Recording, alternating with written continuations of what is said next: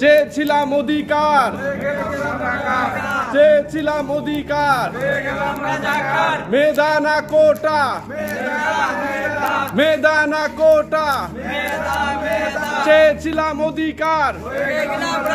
আজকে আমরা সবাই প্রবাসে আছি, যদি আমরা দেশে সময় স্টুডেন্ট সবাই ছিলাম, আজকে আমরা প্রবাসে থাকার কারণে আজকে আমরা ছাত্রদের সাথে থাকতে পারতেছি না। তবে এই কথা বলে দিলাম যে আমরা প্রবাসীরা ছাত্রদের সাথে আছি, আর ছাত্ররা ভবিষ্যৎ, দেশের ভবিষ্যৎ সম্পদ।